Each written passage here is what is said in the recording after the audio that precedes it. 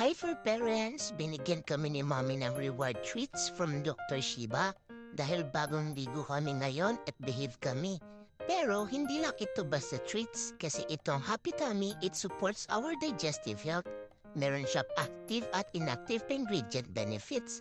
May ibang functional treats din tulad ng Pro-Immune, Silky Fur, or Jolly Joints.